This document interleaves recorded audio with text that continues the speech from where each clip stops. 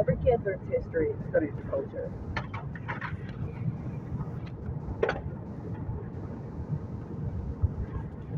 It's part of their education. We live in the culture, we see the culture, we see what's going on, and then we can talk about what's happened and gives us some clues about why we're here, how we got here, and then it gives the future adults something to consider when making choices for the direction they're taking us, we are taking us. Every generation choosing the direction they'd like to go, making slight adjustments, trying to make it a little better. Like a ship, you're turning the ship and you're aiming towards something. Like say you're aiming toward north, and why you'd want to aim toward north, I don't know, but say you are, and you just make adjustments as you see the star, and you just keep making adjustments until you get there. You have a point of reference, and you have general direction. I guess you just have a point of reference. I don't know. I was just thinking, like, Jesus is the star, the ship's pointed, and that's when they say we belong to the true church, or if there's something is the true church, or the true perspective, the correct way of looking at the world. Is it true? Is it pointing true? Is it pointing toward Jesus? Is it pointing toward north, or just toward the star?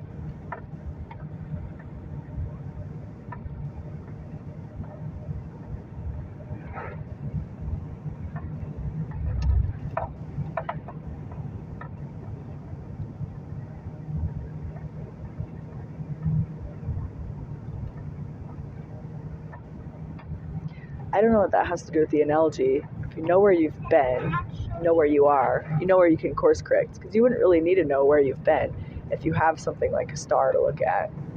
You're just aiming toward the star. You don't really need to know where you've come from.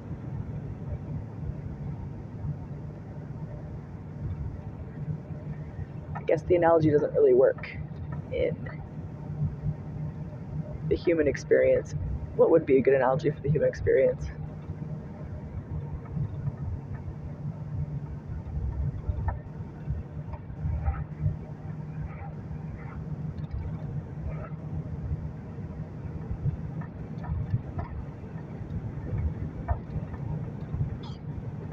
I don't know.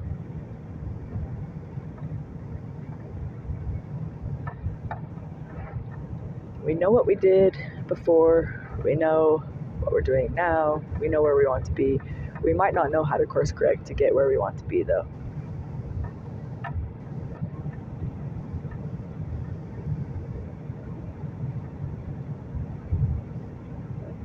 I think most people want to live in Zion. Most people want to have no poor among us, complete loyalty, trust, working together.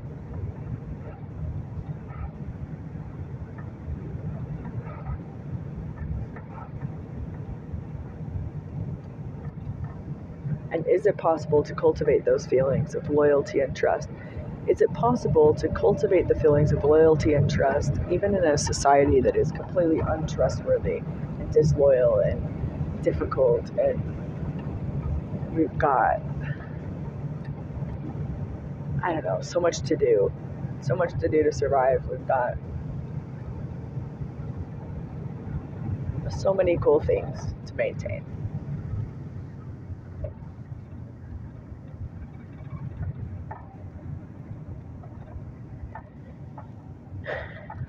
Maybe that's why Jesus said, love your enemy, pray for those who despitefully use you, persecute you, curse you. Maybe, I don't know, I'll have to go back and read it, the exact wording. It might matter, it might make a difference. Because maybe we're not supposed to just let people kill us. Maybe you're supposed to just pray for them. Because he also said, agree with your enemy, maybe someone. Agree with somebody who's in the way. I think it's your enemy. Agree with your enemy while they're in the way, so that way they won't hold you up, throw you in jail, turn you over to the state. So you're just supposed to go along to get along and then get out of there. He also says, don't toss pearls before swine. So it's kind of a balance of praying for people who despitefully use and persecute you, loving your enemy. What does that even look like? But could we live in a utopia where people act in love, and even the enemies outside the walls of the city feel love to them, compassion on them perhaps?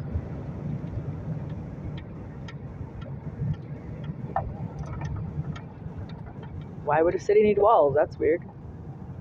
I think we've come a long way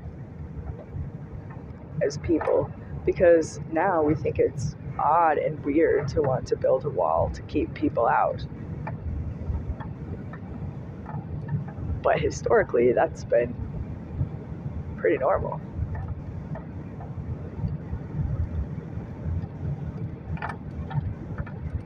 So we've come a long way as a human society, like a human culture, to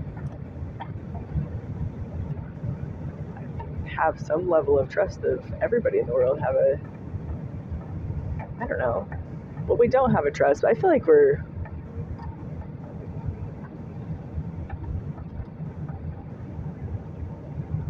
pretty free. We're free as, I don't know, I'm not a historian, but I feel like this is why history is probably important, because it'd be nice to know if in history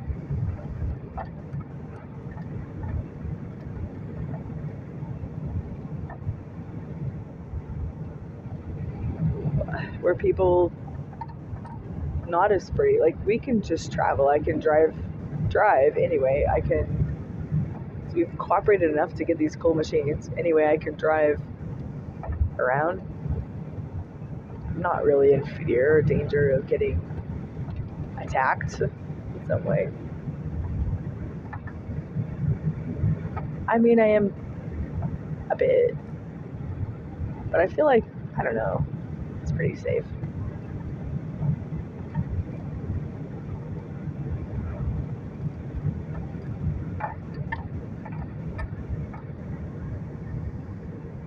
But it would be nice to know history, because maybe it's exactly the same safe. Maybe it's the same. And then maybe we're not as advanced as we are, as I think we are. And that could change. That could change how I look at stuff. That could change how I view things and how I act. Because if I think we're safer than we've ever been, that's a whole different feeling to the world than if I think it's just as dangerous as it's ever been and people just kind of suck. It gives you a different direction, different course of action. So history matters, because if you know that stuff, but does anybody know that stuff? Are we capable of knowing that stuff?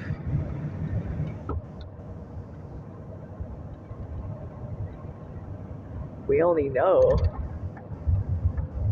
well, I guess there's clues. It's cool to know archaeology too, because you can know how they know and know all the clues.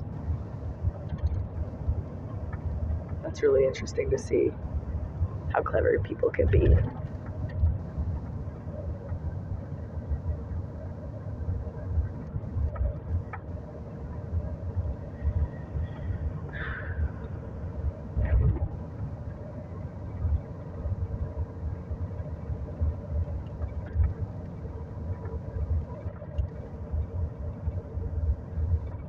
And does that help us go forward? Can knowing history hinder us almost and limit us, make us feel stuck or trapped, or like, this is the tradition, this is what we do, this is what we have to keep doing? we do it the same if we want to keep it the same. But are things the same? No, but I'm thinking for lots of generations you could keep it the same. Things are just changing really fast right now.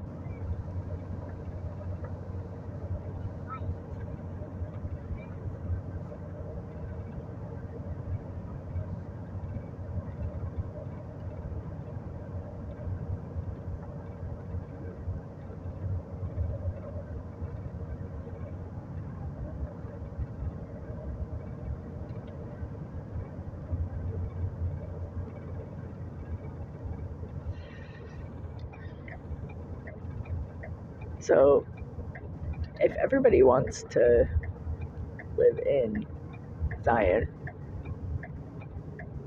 what do we need to do to start cultivating unity? And they almost had Zion, and then they were like, oh yeah, we're not ready for it. We'll just not do Zion now. I kind of heard it being told that, yeah, that's okay. I mean, that's just where we are, that God has patience with that. Kind of that kind of feeling growing up, or at least as far as the church's stance on things. So when I was growing up, I didn't belong to the church, but I still know about the church. That's just the feel, it seems like, when they talked about Zion and why we're not doing it now, because that's a really common question a child would ask is, how come we're not doing Zion then? It's like, oh, well, the world just isn't ready for it. Like, we're not ready for it. We're part of it. And what are we doing to cultivate that?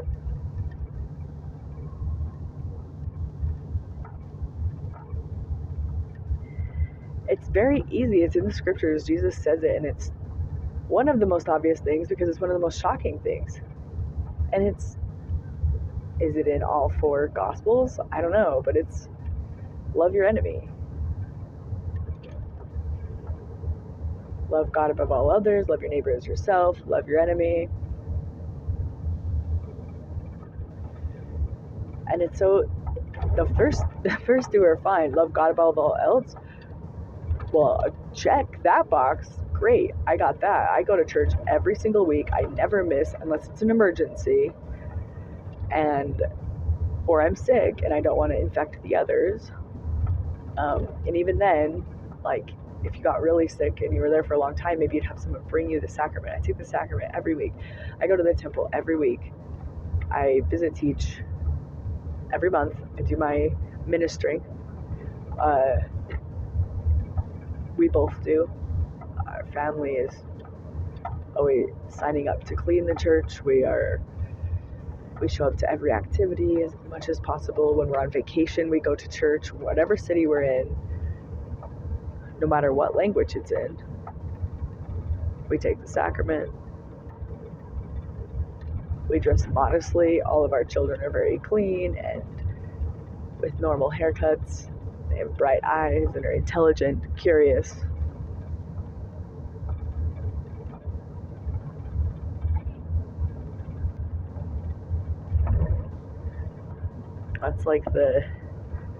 That's the gold standard of Mormon families, right? And the mother stays home and she's pretty, she's fit, she's well kept, and she is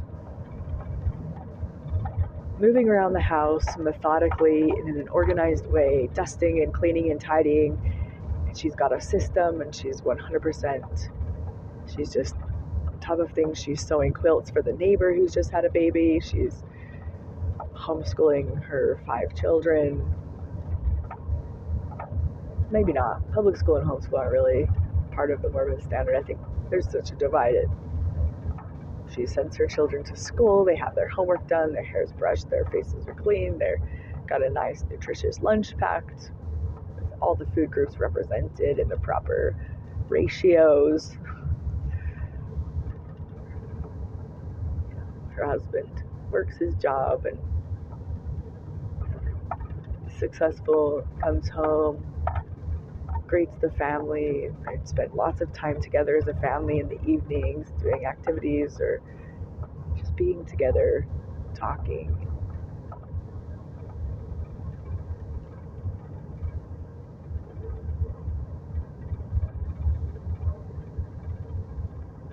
And then the The dishes are cleaned up. The house is tidy and neat, swept, and they enjoy their evening. This family, and then, so I feel like this is kind of like, there could be more things, but this is like the gold standard. This is like what it means to put God first. Love God above all others. This is how you're loving God. You're doing these things. And I think we're taught that in church because,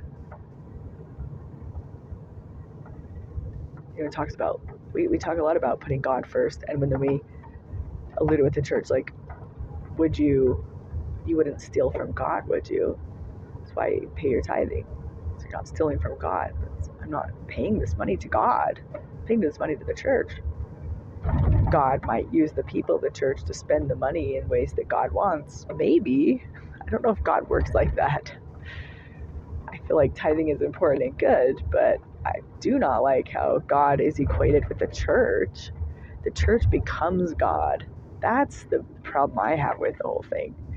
Is the church has taken them upon themselves to be called God. Anything the church says, it's like God says it. Anytime a prophet says anything, it's coming from the mouth of God. And I just don't think that's true. And we even see that in a lot of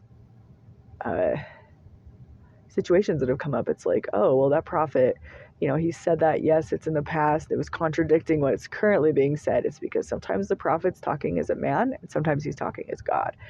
And we just can't know that. But I think we can know that because of the thus saith the Lord's, and also because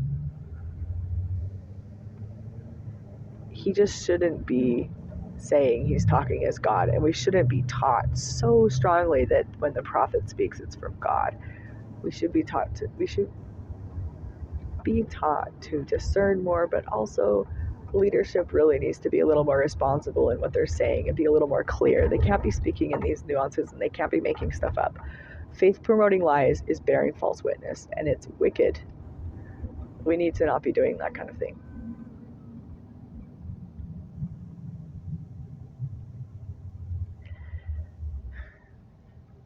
So, loving God above all others, love your neighbors yourself. Maybe our culture is not teaching this principle correctly, because loving the church above all others, that can get a life out of balance, because you have this family scenario I described, but a lot of families do not experience that. Once you do your church callings, minister, go to the temple once a week, do church once a week, do the sacrament every single day, and you're serving, and your brothers and sisters, you're taking sacrament to the shut-ins, or you're, I don't know if they're called shut-ins, is that offensive?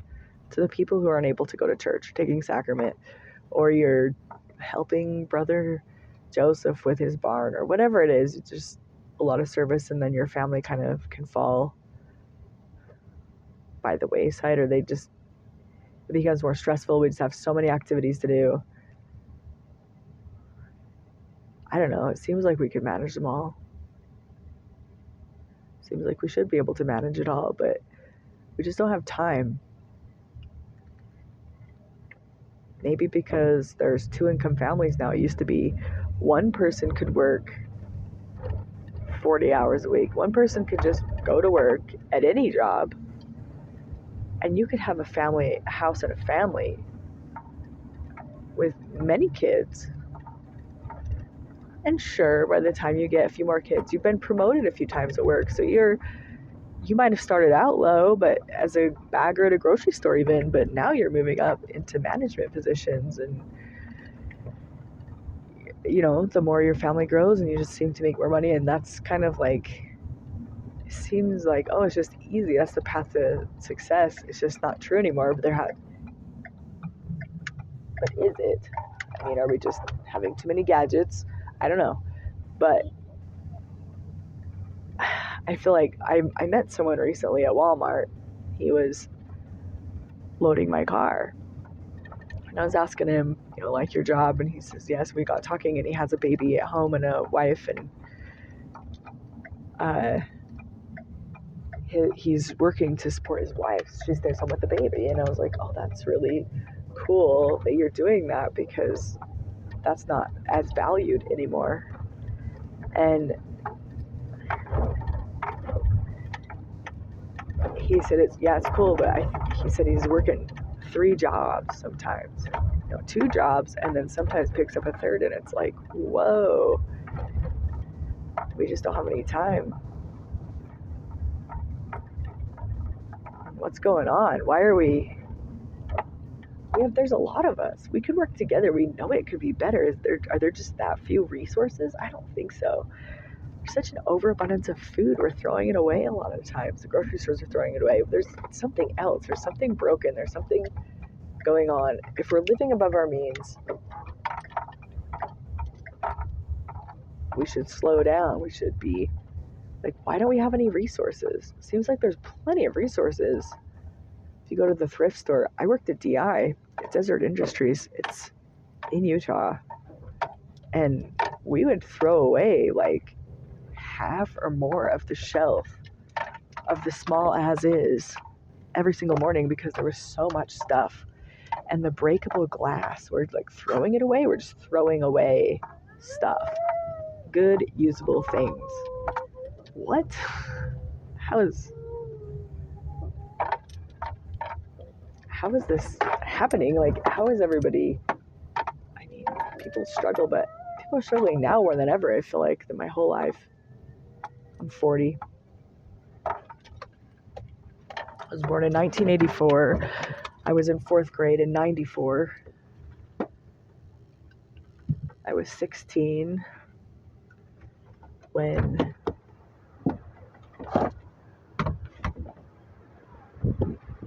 in the year 2000. Is that right? Yeah, I think I was 16 during 9/11, but I must have been 17. I thought I was 16 or 17 in 9/11. So in my life, I feel like things are worse than they have been. Things are worse than they have been ever, I think. Just food being super high.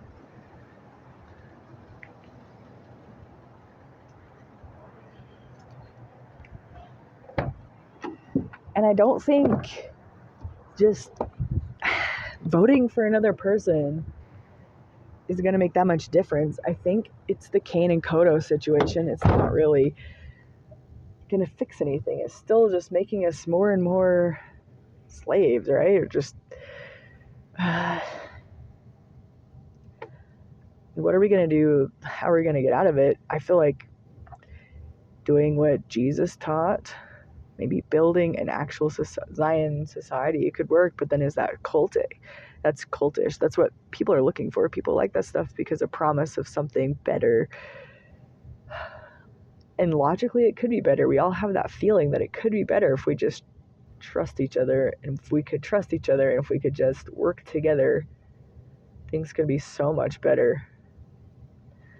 Even if we scrap the whole society and everyone just stops going to work, we just stand outside, look around at the land, and think, what do we need to do to actually survive? The whole country. There's wants and needs, and what if we just stand outside and like, okay, just to survive, I need a shelter, which most people probably have access to. And if you don't, there's a bunch of land around you could just go build something on. Once that's established, everyone has a shelter. It's like, okay, we need food. You could just, I don't know. I think there's enough space for everyone. But everyone would have to work together. I think if it happened now, if it just happened, it would just be a total chaotic nightmare. People, instead of, talking to their neighbor and saying, okay, how do you grow food? I don't know how, show me how to grow food. They're just going to go steal the food, because we need to have a mindset change. We're just going to go back to being bad again. Like,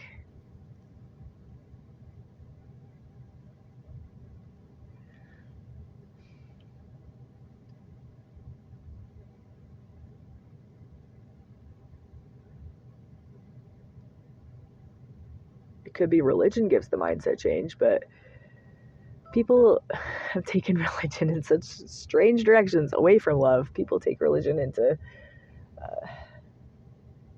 crazy places with misunderstandings. How do you get a religion, a stone cut out without hands? How do you get a living religion, a true, proper understanding of what we should be doing in the world to create harmony and peace? And not the fake peace, not like we're gonna make you have peace with guns. Like, is that really what the communists are doing? Or is that just what they're telling us here as propagandists who don't do communism? It's always a risk. There's a risk of listening to the news. There's a risk of living in a country as you're going to have some propaganda. And what if you are in that country? What if we are North Korea? Do the people in North Korea know they're? Yeah, they know, I guess.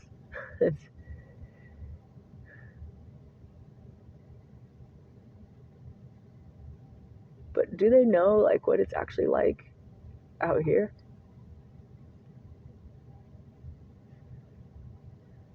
It seems like it's a really good idea. It would be a really good idea if it wasn't for all the force and control.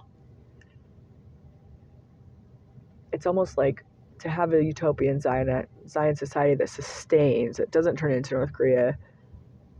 The force and control can't be there. You can't have the leadership, maybe, but we need like some direction of the country, but we just could vote, like the ultimate democracy. But how do you pull that off? And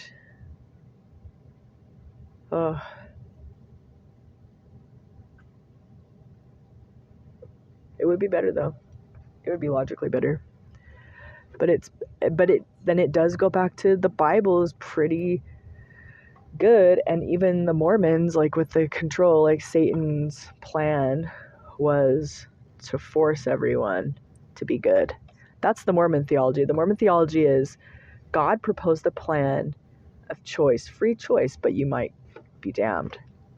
There's a risk, but you can choose. You can learn for yourself. You can have natural consequences and everything. And Satan said, I'm going to force everyone to be good.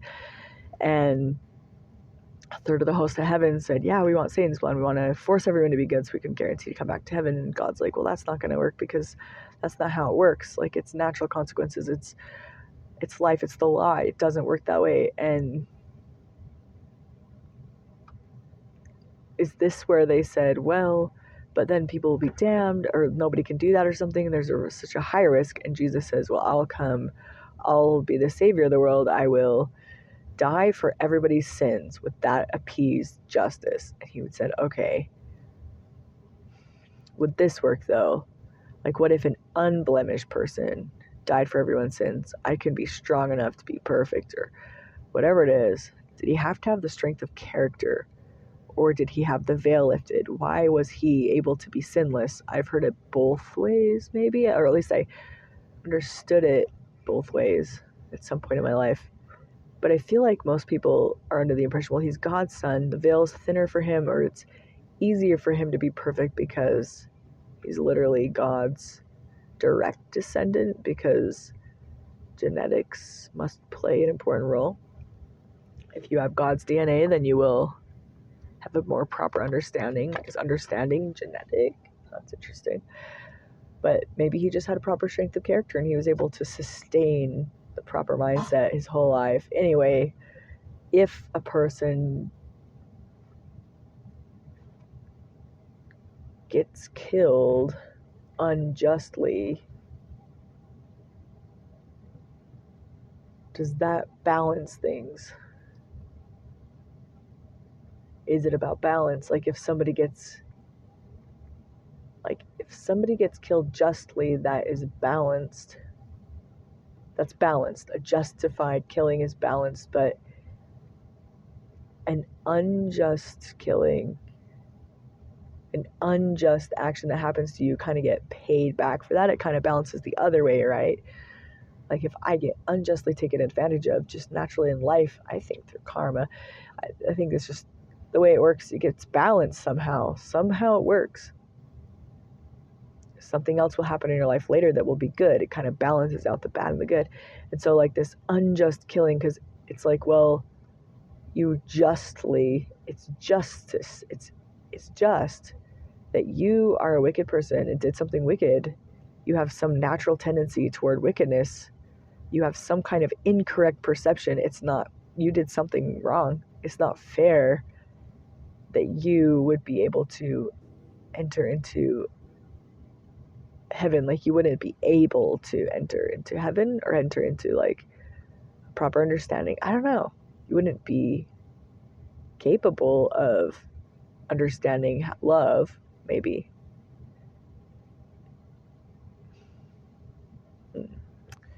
That's why I'm thinking of it. So you wouldn't have a capability of understanding how to love if you have something so deeply inside of you that's like some kind of weird survival mechanism where you're judgmental or unforgiving of others. And so therefore you wouldn't be able to have love. But then Jesus balanced it by dying, because the unjust death balances the unjust acceptance of love or ability to love now. I don't know how that would work.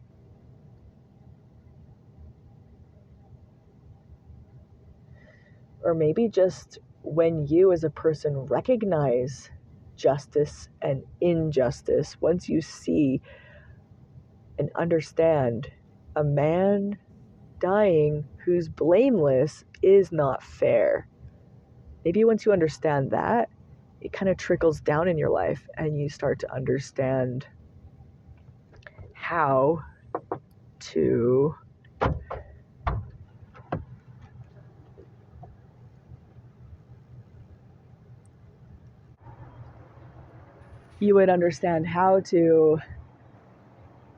start the process of turning to love and compassion and mercy. Because once you understand that there could be something that's unfair, you understand and start to look for things in your life. Is that fair? Is that unfair? And try to balance and try to be in mercy and love, which in turn is what saves you, gives you the capability to start the process of love. Is that why Jesus is the Savior? Because once you, if you're not understanding mercy already in your life, then that's like the supreme example of something that was unjust. It's like undeniable. If all the premises are true, then it's undeniable that it was an unjust thing that happened to Jesus. And maybe once you understand that, you can start the process of forgiving others, forgiving yourself, understanding life circumstances, and forgiving the world to heal the world in order to create Zion-like society, so the people in the future will have a better day than we do.